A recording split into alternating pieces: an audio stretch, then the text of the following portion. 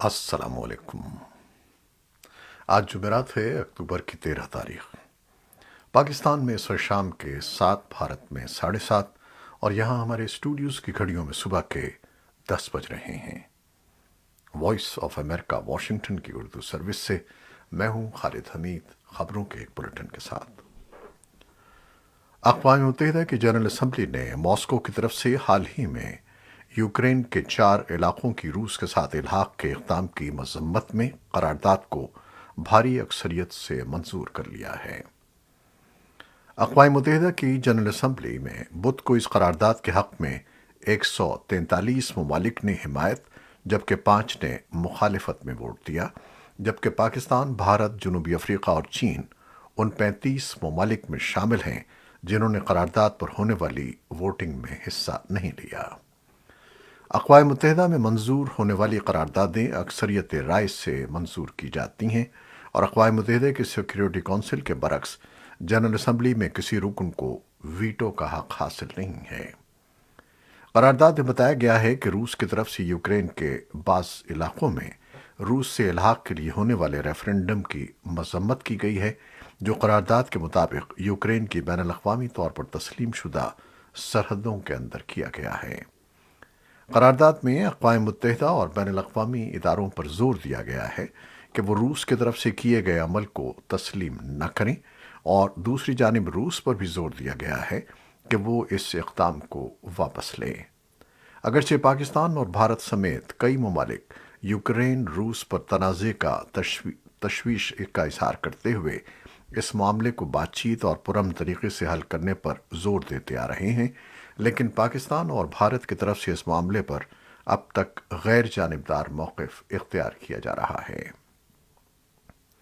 ادھر یوکرینی حکام نے جمعرات کو کہا کہ ملک کے دارالحکومت کو روسی افواج نے ایرانی ساختہ ڈرونز سے نشانہ بنایا، جبکہ یوکرین کی فوج نے کہا کہ روسی میزائلوں نے گزشتہ روز ملک بھر میں 40 مختلف مقامات کو نشانہ بنایا۔ میکلوف کے میئر الیگزینڈر سینکووچ نے جنوبی یوکرین کے شہر میں جمعرات کو بھی رات بھر گولہ باری کی اطلاع دی، جس میں ایک 5 منزلہ اپارٹمنٹ کی عمارت تباہ ہو گئی۔ یہ فضائی حملے اس وقت ہوئے جب یوکرین کے شراکت دار ملک کو اضافی فضائی دفاع فراہم کرنے کے لیے کام کر رہے ہیں۔ برطانیہ نے جمعرات کو اعلان کیا کہ وہ یوکرین کو ایسے راکٹ بھیجے گا جو کروز میزائلوں کو مار گرانے کی صلاحیت رکھتے ہیں۔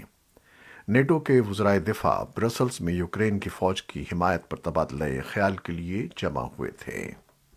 امریکی وزیر دفاع لائیڈ آسٹن نے بدھ کو کہا کہ روسی صدر ولادیمیر پوٹن ریزرو عملے سے 3 لاکھ کی بھرتی کے ذریعے غیر تربیت یافتہ روسی شہریوں کو فرنٹ لائنز پر لانے کی کوشش کر رہے ہیں، اور یوکرین نے دنیا کو دکھا دیا ہے کہ وہ آزاد لوگوں کی فوجی طاقت ہے جو اپنی جمہوریت اور خود مختاری کے لیے لڑ رہے ہیں۔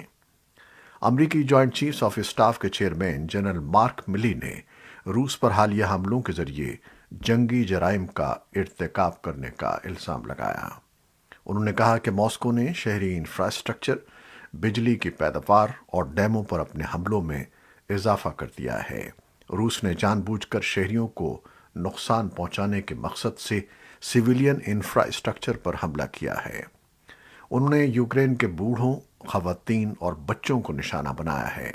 عام شہریوں پر اندھا دھند اور دانستہ اہداف کے طور پر حملے بین الاقوامی قوانین میں ایک جنگی جرم ہے۔ پوٹن نے کہا کہ روس کے میزائل حملے اس ہفتے بشمول دارالحکومت کیف، یوکرین بھر کے شہروں پر کیے گئے، اور یہ حملے گزشتہ ہفتے کے روز ہونے والے ٹرک بم حملے کا براہ راست رد عمل تھا، جس کے نتیجے میں روس کو جزیرہ نما کرائمیا سے ملانے والے اسٹریٹجک پل کا ایک حصہ تباہ ہو گیا۔ ماسکو کی F S B security service نے بدھ کے روز اعلان کیا کہ اس نے اس واقعے سے منسلک 5 روسیوں سمیت 8 افراد کو گرفتار کیا ہے۔ اس میں کہا گیا ہے کہ 3 یوکرینی اور آرمینیائی باشندوں نے حملے میں مدد کی۔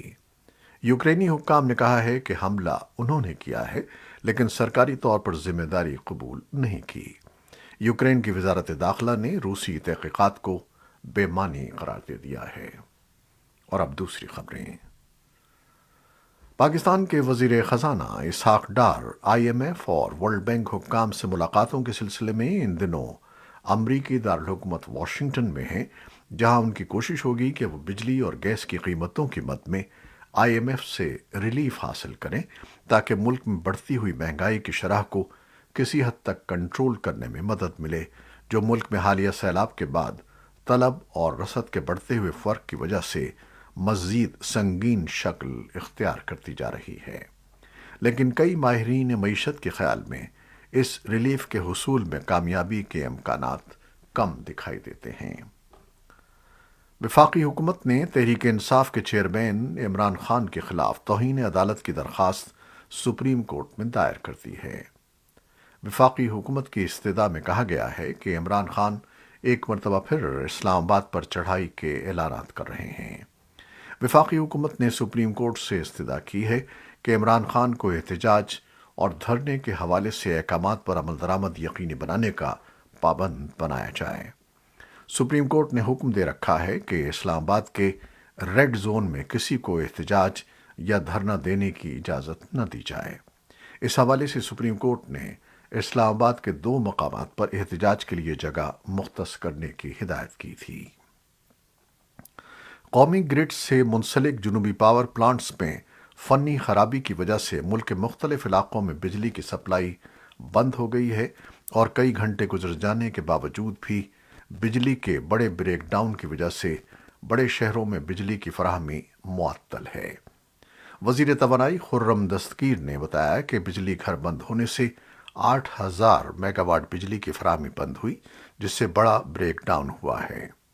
تاہم ترجمان وزارت توانائی کے مطابق کئی شہروں میں بجلی کی بحالی کا نظام بتدریج شروع ہو چکا ہے، جبکہ کراچی کے بھی کچھ علاقوں میں بجلی کی فراہمی بحال کر دی گئی ہے۔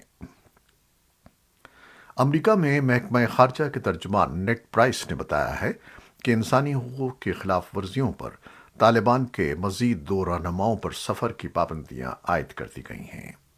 ان کا کہنا ہے کہ جو لوگ بھی افغان عوام کے حقوق کی خلاف ورزی کریں گے، ان کو قیمت چکانا پڑے گی۔ محکمہ خارجہ میں بریفنگ کے دوران نیڈ پرائس نے کہا کہ یہ عہدیدار طالبان کے سینئر لیڈر ہیں اور ہم اس طرح کی پابندیاں عائد کرنے کی مشق جاری رکھیں گے جس کے تحت ایسے طالبان عہدیداروں پر پابندیاں عائد کی جائیں گی اور وہ مناسب نتائج کا سامنا کرتے رہیں گے۔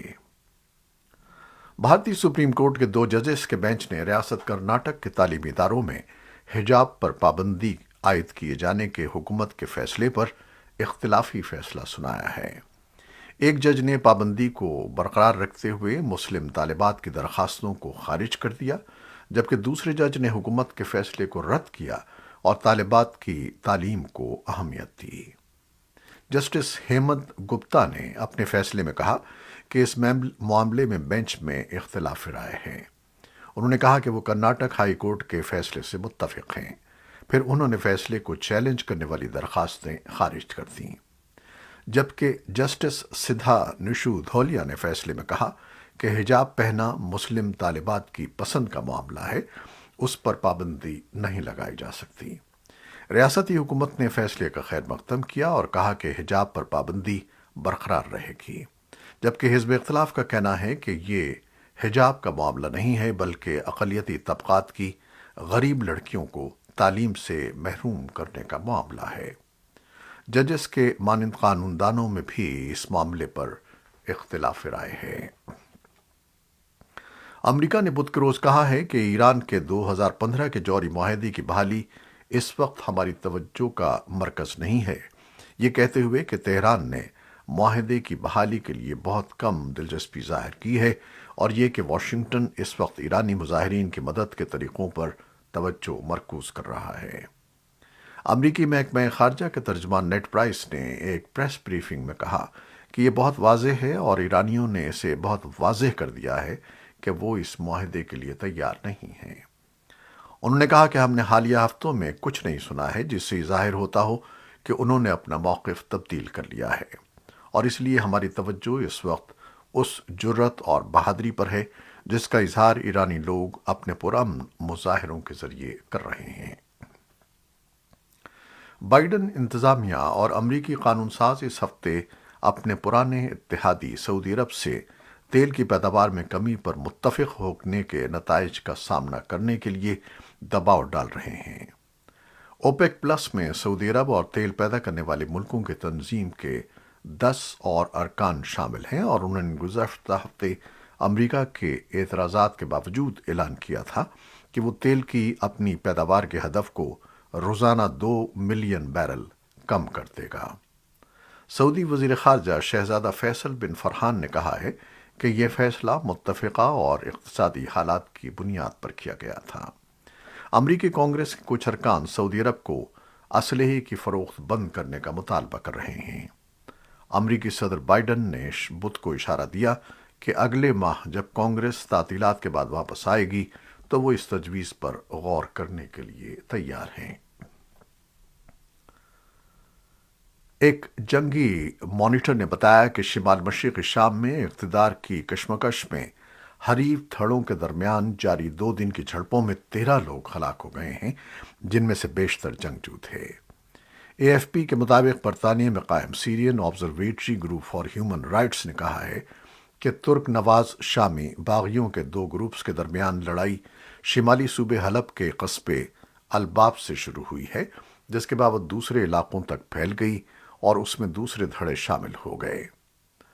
آبزرویٹری کے سربراہ رامی عبد الرحمن نے اے ایف پی کو بتایا کہ درجنوں دھڑے شمالی شام میں اثر و رسوخ کے لیے مقابلہ کر رہے ہیں، جس کی وجہ سے موجودہ انتشار نے جنم لیا ہے۔ انہوں نے مزید کہا کہ اگر یہ جھڑپیں 2 گروہوں کے درمیان جھگڑے سے شروع ہوئی ہیں، تاہم دوسرے دھڑوں نے اپنے مخالفین سے لڑنے کے لیے موقع کا فائدہ اٹھایا ہے۔ عراقی فوج نے کہا ہے کہ بغداد کے انتہائی حفاظتی علاقے گرین زون میں جمعرات کو 9 راکٹ گرے ہیں۔ یہ حملہ اس وقت ہوا جب قانون ساز پارلیمنٹ کے اجلاس میں نئے صدر کے انتخاب کے لیے جمع تھے۔ سیکیورٹی حکام نے بتایا ہے کہ کم از کم 5 افراد زخمی ہوئے ہیں۔ فوری طور پر کسی نے ذمہ داری قبول نہیں کی۔ راکٹ فائر سے گزشتہ ماہ کے آخر میں گرین زون کو اس وقت نشانہ بنایا گیا تھا جب قانون ساز پارلیمانی اسپیکر کو ووٹ دینے کے لیے بلائے گئے تھے۔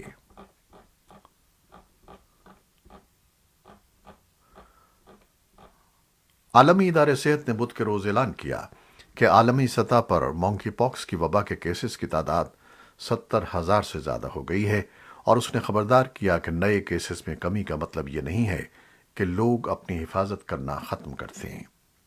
WHO کے سربراہ ٹیڈروس ایڈہام گیبریسس نے کہا کہ اس سال اقوام متحدہ کے صحت کے ادارے کو 70,000 سے زیادہ کیسز اور 26 اموات کی رپورٹ دی جا چکی ہے۔ انہوں نے جنیوا میں ایک نیوز کانفرنس کو بتایا کہ عالمی سطح پر کیسز کی تعداد میں مسلسل کمی ہو رہی ہے، لیکن گزشتہ ہفتے 21 ملکوں نے ان کیسز میں اضافے کی رپورٹ دی ہے، جن میں سے بیشتر کا تعلق براعظم امریکہ سے تھا، جہاں تمام کیسز کے لگ بھگ 90% رپورٹ ہوئے ہیں۔ یہ تھیں وہ خبریں جو فیس بک لائیو پر ہم نے آپ کے لیے پیش کی۔ ہماری ویب سائٹ، یوٹیوب اور پوڈ کاسٹ پر یہ بلیٹن آپ کے لیے پوسٹ کر دیا جاتا ہے۔ آپ ہمارے بلیٹن کو شیئر کرتے ہیں اور اپنے کمنٹس میں اپنی محبتوں اور دعاؤں کا اظہار کرتے ہیں، جس کے لیے ہم آپ کے بے انتہا ممنون ہیں۔ اپنی ان محبتوں کو جاری رکھیے گا۔ نیوز ایڈیٹر بہجت جیلانی کے ساتھ خالد حمید کو اجازت دیجیے گا۔ اللہ حافظ۔